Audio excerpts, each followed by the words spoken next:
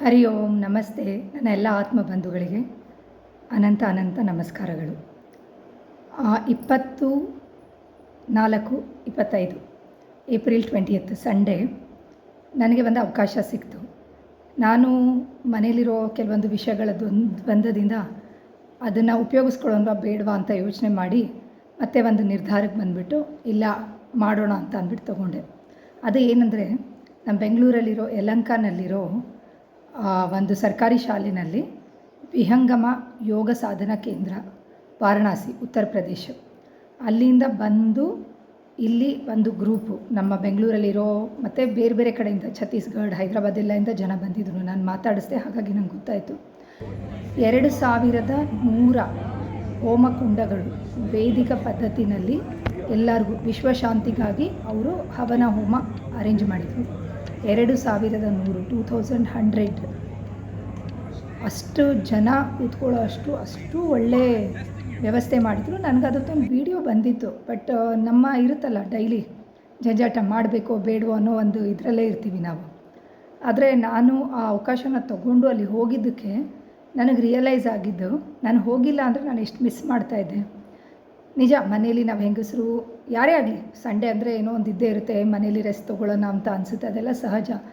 ಆದರೆ ನಾವು ಈ ಥರ ಒಂದು ಅವಕಾಶನ ಉಪಯೋಗಿಸ್ಕೊಂಡು ಹೊರಗಡೆ ಹೋದಾಗ ನಮಗೆಷ್ಟು ಎನರ್ಜಿ ಬರುತ್ತೆ ಮತ್ತು ಆ ವಾತಾವರಣದಿಂದ ನಾವೆಷ್ಟು ಶಕ್ತಿನ ಪಡಿಬೋದು ಅನ್ನೋದನ್ನು ನಾವು ಯೋಚಿಸಬೇಕಾಗಿದೆ.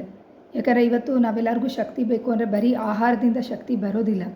ಈ ಥರ ಆಧ್ಯಾತ್ಮದ ಸತ್ಸಂಗದಲ್ಲಿ ಈ ಥರ ಒಳ್ಳೆ ಕೆಲಸ ಪ್ರಪಂಚಕ್ಕೆ ಒಳ್ಳೆಯದಾಗಲಿ ಅಂತ ಅಂದ್ಬಿಟ್ಟು ಯೋಚನೆ ಮಾಡುವಂಥ ಜನರು ಏನೋ ಒಂದು ಒಳ್ಳೆ ಕಾರ್ಯಕ್ರಮ ಮಾಡಿದಾಗ ನಮ್ಗೆ ಅವಕಾಶ ಸಿಗುತ್ತೆ, ಸುಮಾರು ಜನಕ್ಕೆ ಸಿಗುತ್ತೆ. ಆದರೆ ಸುಮಾರು ಜನ ಬಳಸ್ಕೋತೀವೋ ಇಲ್ವೋ ಅನ್ನೋದು, ದಿಸ್ ಈಸ್ ಓನ್ಲಿ ಚಾಯ್ಸ್. ನನ್ನ ಲಾಸ್ಟ್ ವಿಡಿಯೋಲೂ ಅದನ್ನೇ ಹೇಳ್ತಾ ಇದ್ದೆ. ಒಂದು ಹೆಜ್ಜೆ, ನನ್ನ ಚಾನಲ್ ಹೆಸರು ಒಂದು ಹೆಜ್ಜೆನೇ. ಸೊ ಆ ಒಂದು ಹೆಜ್ಜೆನ ನಾವು ತೊಗೊಂಡಾಗೆ ನಮಗೆ ಗೊತ್ತಾಗೋದು ನಾವೇನು ಪಡಿತಾ ಇದ್ದೀವಿ, ನಾವೇನು ಕಳ್ಕೊತಾ ಇದ್ದೀವಿ ಅಂತ. ಸೊ ನನ್ನೊಬ್ಬರು ಮೆಂಟರ್ ಇದ್ದಾರೆ, ಗುರುಗಳಿದ್ದಾರೆ, ಅವ್ರು ಯಾವಾಗಲೂ ಹೇಳ್ತಾರೆ, ಮನುಷ್ಯ ಗೊತ್ತೇ ಆಗೋದಿಲ್ಲ ಅವ್ನು ಏನು ಕಳ್ಕೊತಾ ಇದ್ದಾನೆ ಅಂತ ಅಂದ್ಬಿಟ್ಟು. ಅಂದರೆ ನಮ್ಗೆ ಆ ಜ್ಞಾನನೇ ಇಲ್ಲ. ಬಟ್ ನಾವು ಹೋದಾಗೆ ನಾವೆಷ್ಟು ಎವಾಲ್ವ್ ಆಗ್ತೀವಿ, ನಾವೆಷ್ಟು ಎನರ್ಜಿ ಲೆವೆಲ್ನಲ್ಲಿ ಇನ್ಕ್ರೀಸ್ ಆಗ್ತೀವಿ ಅನ್ನೋದು ಬಹಳ ಮುಖ್ಯ. ಹಾಗಾಗಿ ಈ ಥರ ಒಂದು ಅವಕಾಶ ಸಿಕ್ಕಿದಾಗ ಏನಪ್ಪ ಇವರು ಯಾವಾಗಲೂ ಎಲ್ಲಾದರೂ ಹೋಗ್ತಾ ಇರ್ತಾರೆ ಅಂತ ಅಲ್ಲ, ಆದರೆ ಎಲ್ಲರಿಗೂ ಅವಕಾಶ ಇರುತ್ತೆ. ನಾವೇ ನಮ್ಮನ್ನು ಕಟ್ಟಾಕೋದು, ಬೇರೆ ಯಾರೂ ಕಟ್ಟಾಕೋಕ್ಕೆ ಸಾಧ್ಯ ಇಲ್ಲ. ನನಗೂ ಮನೆಯಲ್ಲಿ ಚಾಲೆಂಜಸ್ ಇರುತ್ತೆ, ಆದರೆ ಅದನ್ನು ನಿಭಾಯಿಸ್ಕೊಂಡು ಮತ್ತು ಎಲ್ಲರೂ ಅವ್ರವ್ರ ಮನೆ ಸ್ಟೇಜಸ್ ಮೇಲೆ ಡಿಪೆಂಡ್ ಆಗುತ್ತೆ. ಆದರೆ ಒಂದು ಸತ್ಸಂಗನಲ್ಲಿ ಭಾಗವಹಿಸೋದು, ಹತ್ತಿರ ಇರ್ಬೋದು ದೂರ ಇರ್ಬೋದು, ಅದೆಲ್ಲ ಸೆಕೆಂಡರಿ. ಆದರೆ ನಾವು ಪಾರ್ಟಿಸಿಪೇಟ್ ಮಾಡ್ತೀವಲ್ಲ ಸ್ಪೆಷಲಿ ಸತ್ಸಂಗಗಳಲ್ಲಿ, ಆಗ ಬರೋ ಬೆನಿಫಿಟೇ ತುಂಬ ಜಾಸ್ತಿ, ತುಂಬ ಪಾಸಿಟಿವಿಟಿ ಸಿಗುತ್ತೆ ಮತ್ತು ತುಂಬ ಎನರ್ಜಿನೂ ಸಿಗುತ್ತೆ.